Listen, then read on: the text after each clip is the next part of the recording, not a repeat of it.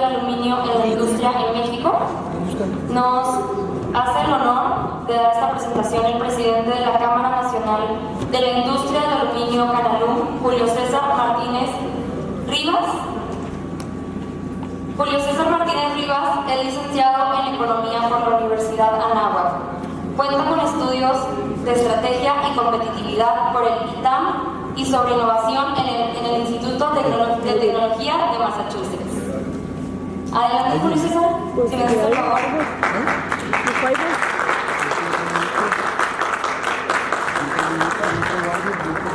Gracias. Muy buenos días.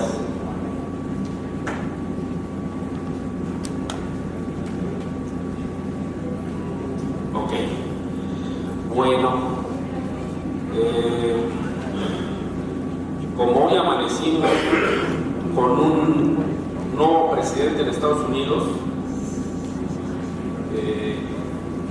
que la expectativa era que ganaba Kamala Harris o ganaba Donald Trump, y cualquiera de los dos panoramas era bastante incierto para la relación que tiene México y Estados Unidos comercialmente. El TEMEC tiene 30 años en vigor. El TEMEC lleva 30 años en vigor. Entonces, y los últimos años han sido realmente muy beneficiosos para México, particularmente después de la pandemia, cuando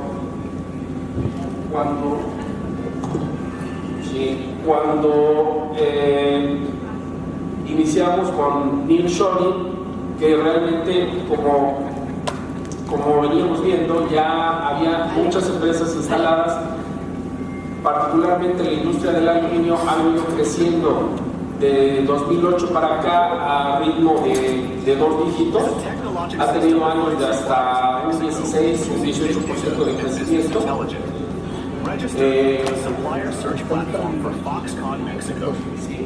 Bueno, sí, queríamos. Gracias.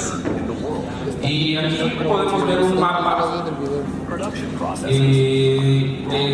de lo que es el aluminio en el mundo, en el contexto mundial.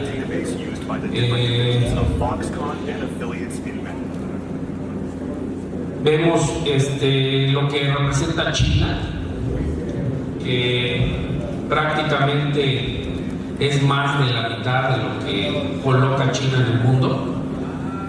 México no tiene aluminio primario, no tenemos en México smelters, en México tampoco hay bauxita, que es el mineral de donde se extrae el aluminio, de donde se refina la alúmina para convertir a través del smelter en aluminio. Personalmente a mí me tocó trabajar, teníamos un contrato alrededor del año 2000 para limpiar y recuperar alúmina que se caía en los sótanos de un smelter que estaba instalado en la ciudad de Veracruz. Ese smelter duró algunas décadas funcionando, consumía mucha luz y era una luz subsidiada por el gobierno de Veracruz. En la época de Miguel Alemán fue cuando ese smelter estuvo funcionando, y pues evidentemente eso no era rentable sin un subsidio de ese estilo.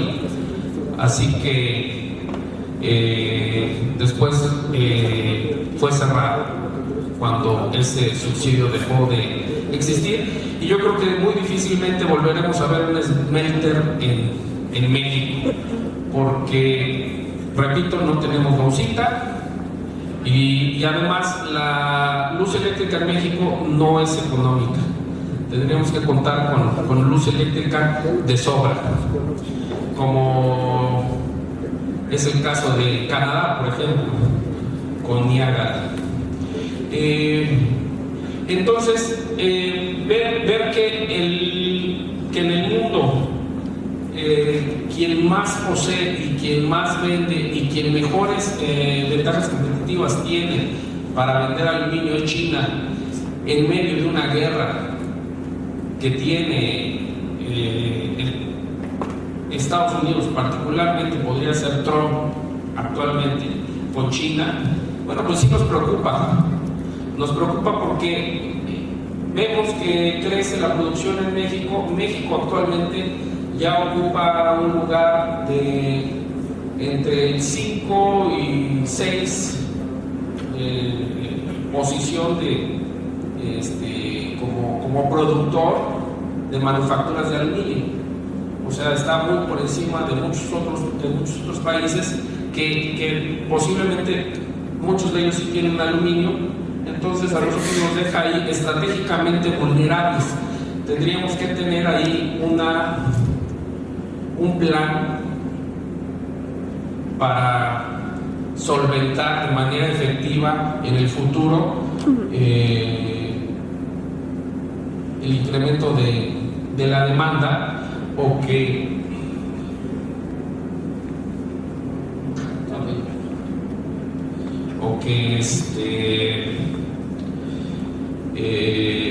que los contratos siempre se puedan mantener estables, ¿no? Que puedas corresponder a un contrato que existe con un cliente cual sea. Entonces aquí vamos a ver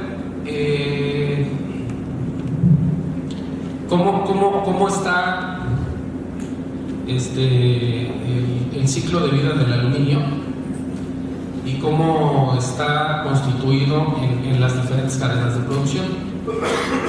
Entonces, como productos, estamos en la automotriz, en la aeroespacial, en la alimenticia, en la farmacéutica, en las latas, en la construcción, en los eléctricos, en la electrónica. ¿Sí? Estos datos que tenemos acá están muy interesantes.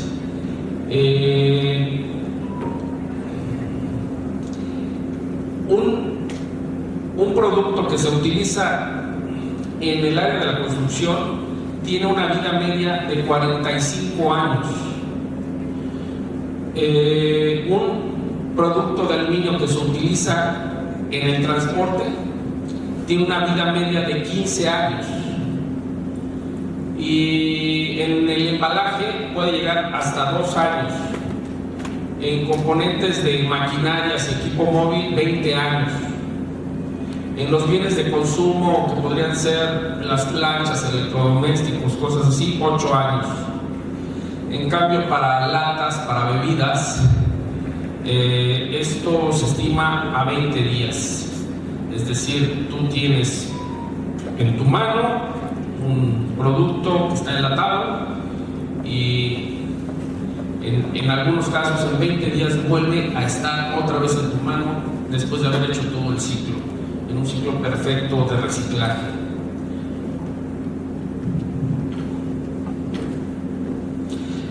Por eso para México es muy importante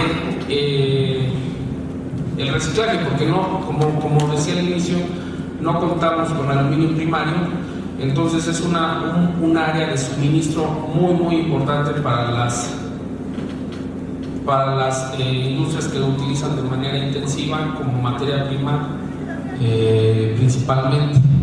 La aportación que tiene para México la producción de aluminio, la manufactura, llega a ser hasta el 3.5% del PIB. Y ha estado, como les decía, creciendo mucho en los últimos años. Llega a aportar hasta 1.5 millones de empleos indirectos, y su producción es del orden de 2 millones de toneladas. Vamos a actualizar este dato. Entre 2 y 2.5 millones de toneladas que se utilizan para la manufactura. Aquí dice producción, pero en realidad pues es la manufactura. Y la inversión extranjera directa que ha traído en los últimos años pues es muy notable. Es muy notable, Y volvemos al tema de en dónde está el aluminio. Bueno, para la exportación de estos productos que México manufactura, el 50% están en el área de automotriz.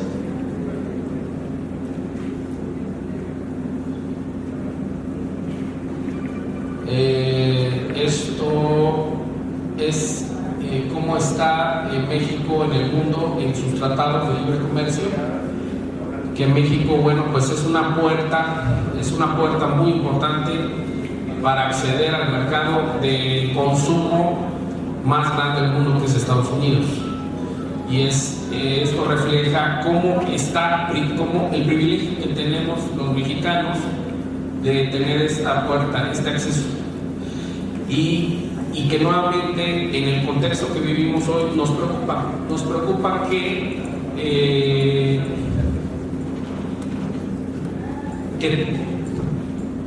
Trump vaya a cumplir sus promesas de campaña. Puede haber sido un tema de retórica, un tema de narrativa. En todo caso, se estuvo observando, solo para que compartirles un dato. El día de ayer, cuando salía en las encuestas de salida de los votantes en Estados Unidos, un dato bien interesante: en política exterior, la gente estaba muy poco preocupada, tenía un interés de un 3% solamente. Y estos son datos que lee mucho una persona como este tipo de político, porque les interesa la narrativa y les interesa el efecto que tenga políticamente su actuar. Y entonces, pero un dato que sí es un poco más preocupante es el de la inmigración, que es un 13%. 13% es lo que le importa al elector que fue a votar. Y otro dato que era importante es el 31% que le importa a la economía. En economía son muchas cosas. Inmigración claramente son las decisiones que puede tomar de los 11 millones de inmigrantes ilegales que tiene y que puedan tener un efecto en nuestro desarrollo, que ese efecto pues es poco medible y en este momento poco estimable. Pero el dato de política exterior, yo creo que es bastante alentador. Desincentiva de alguna manera a que tenga una situación como la que estaba manejando de los aranceles, 25% a todo lo que entra a México, todo lo que entra de México. Yo pienso que es improbable. Traigo aquí algo de información sobre cómo se mueve la producción y las ventas nacionales del aluminio y cómo ha crecido en los últimos 6 años. Aquí, en esta lámina, vemos un aumento del 35% en términos reales de enero a agosto. Esto es de 2018 a 2024. ¿Ok? Podemos ver la primera fecha que tenemos ahí es enero de 2018. ¿Sí? Estamos alrededor de 21,000, casi 22,000 toneladas. Y después de 6 años, estamos en casi 30,000 toneladas.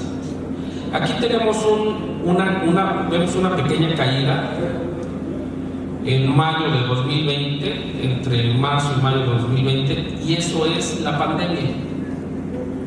Es todo lo que le afectó en la industria del aluminio a la pandemia, o sea, le afectó casi nada. Es así de dinámico el sector de la industria del aluminio.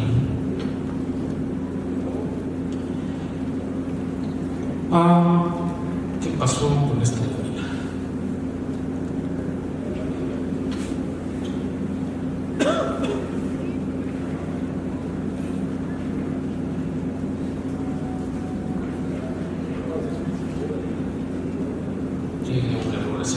Bueno, aquí en los últimos 6 años vemos que la venta de aleaciones, en particular de aleaciones aluminio secundario aliado, incrementó más de un 50% su valor real, y el de los perfiles un 42%. Estaba aquí en esta, pero no se ve. Entonces se los voy a leer. En enero, ¿sí? Aquí lo tengo. Sí, en enero igual de 2018 se vendían casi, eran 9.700 toneladas de perfiles. Y para el mismo mes de 2024, este número ya era de 13.800 toneladas. En el caso de aleaciones, traemos un volumen inicial de 6.700 toneladas y para 2024 de 10.200 toneladas.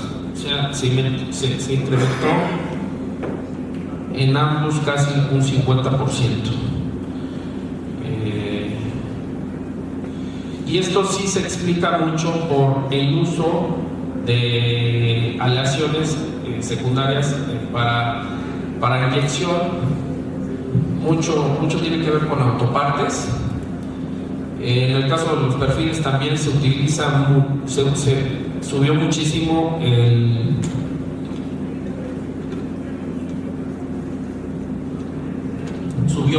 la utilización en artículos, partes automotrices.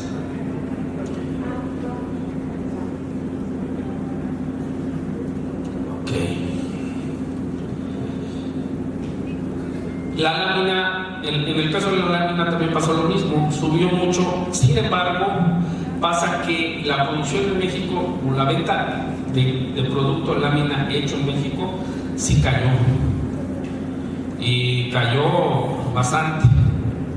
Esto es porque la producción interna pues es deficitaria y lo que se producía se dejó de producir.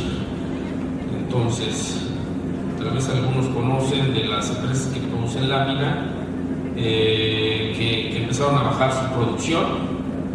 Entonces también eso para otros empresarios es una área de oportunidad y están viendo hacer inversiones aquí, tanto nacionales como extranjeros. Entonces en los próximos meses, el siguiente año vamos a ver plantas arrancando, plantas nuevas con molinos que hacen la lámina. Un ejemplo de esto es la empresa Arcis, que es afiliado de la Cámara y que ellos producen aluminio secundario y ahora van a entrar en ese sector de la lámina.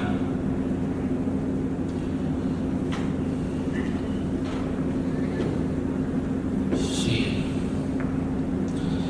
En esta pues vemos esto, ¿no? Perfiles y aleaciones y lámina. Cómo aumentaron en términos generales, ¿sí? Variación en toneladas en estos 6 años.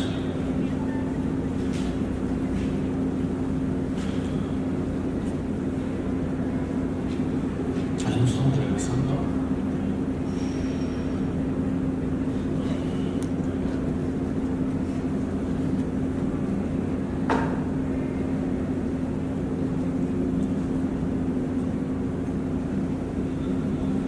Ok.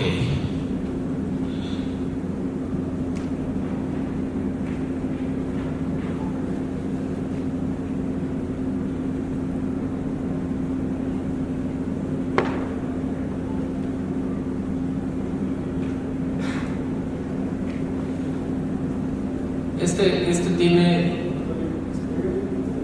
la producción nacional solamente de lámina, perfiles y aleaciones. Que vimos al inicio era la producción de todo lo que tenía que ver con aluminio.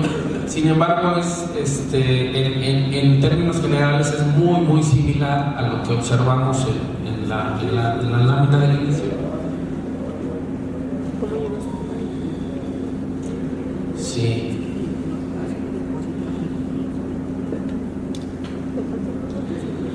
Y seguimos con esto. Esto es cómo cambió dentro de cómo cambió la importancia dentro del contexto de producción de bienes de aluminio. Tomó más importancia la producción de perfil, en tanto la lámina, bueno, pues se rezagó y las aleaciones mantuvieron un nivel similar en estos mismos 6 años.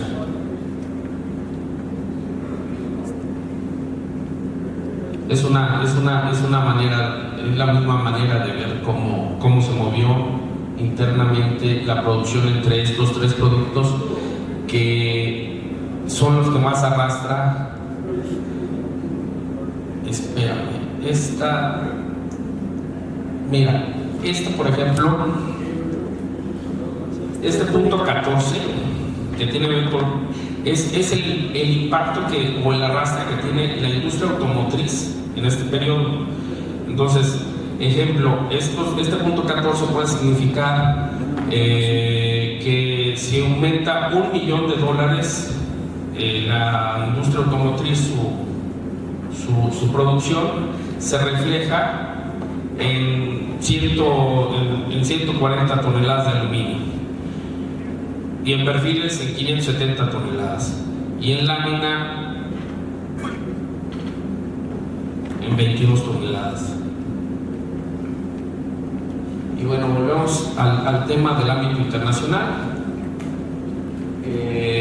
Y los tres aspectos importantes que tenemos que considerar acá son la tensión comercial que tenemos en Estados Unidos, entre Estados Unidos y China, que fue lo que estuvimos platicando al inicio.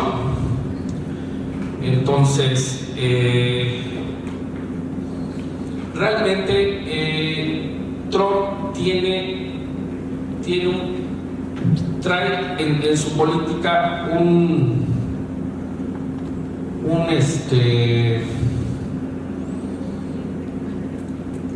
trae una política con menos regulaciones que la que traía Kamala Harris. De hecho, los mercados de Estados Unidos, stock actions, amanecieron más optimistas de lo que podríamos nosotros pensar, lo cual en el panorama internacional es bueno.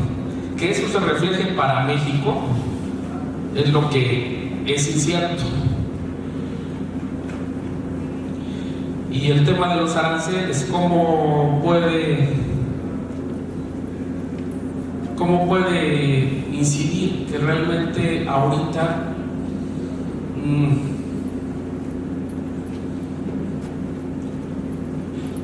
poco podríamos decir de esto, ¿no? Pero podemos revisar un poco el pasado. Y en el pasado, que el pasado es este año, el año anterior inició justo por estas épocas, por estos días, inició, no sé si recuerden, una investigación antidumping y de subsidios que traía 30 países y de México tenía 15 empresas, y que cuando se resolvió se resolvió poner a México una cuota de arancel en promedio del 13%, 13.6% a todos los extrusores mexicanos. Y bueno, esto es lo que realmente nos preocupa. ¿Cuánto más de esto va a seguir pasando el 2025 y el 2026. ¿Sí?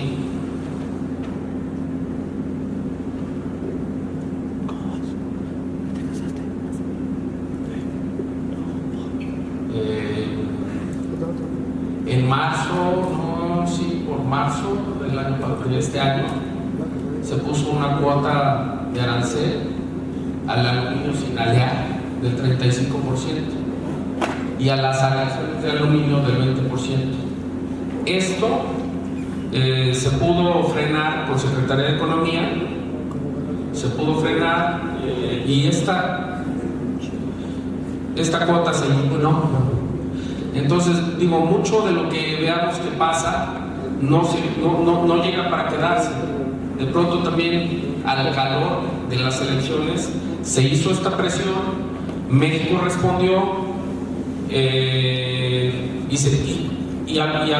el mismo mes se pudo quitar. Entonces, digo, no necesariamente lo que veamos que pase y que de pronto en las noticias sea muy alarmante, llega para quedarse.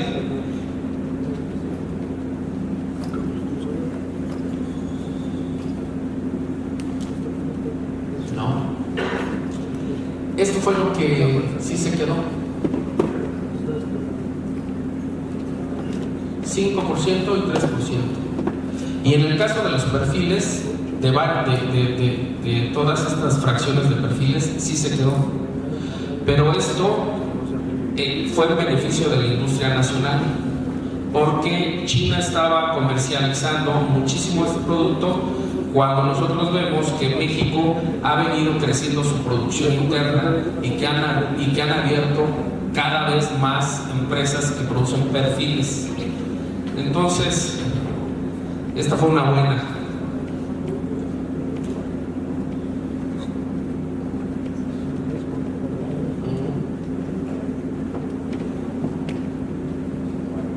Sí, perfiles huecos.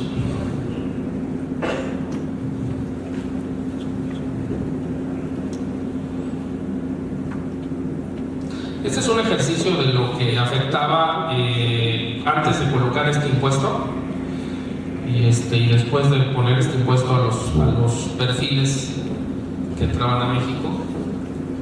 Y entonces el costo para México es de $4.33 por dólares, ya del producto terminado. Y el costo que tenía China de venta en México es de $2.85.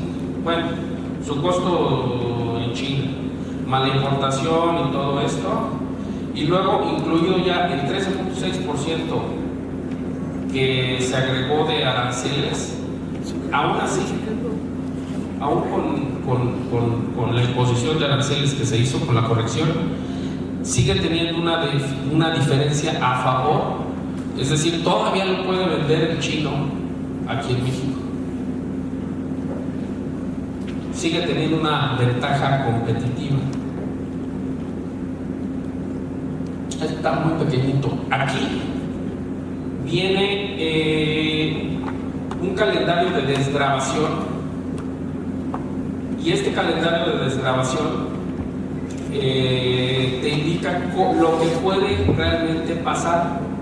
Que de pronto nosotros vemos que surgió un nuevo arancel, pero así dice la nota. En realidad no. En realidad se vence alguno de estos aranceles,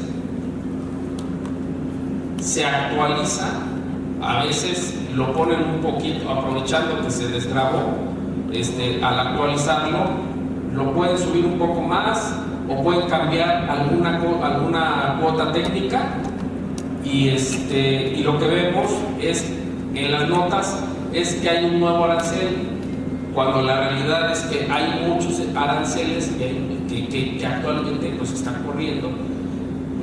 Y este es un ejemplo. Aquí te dice, tiene una vigencia efectiva de 38 días, el primero.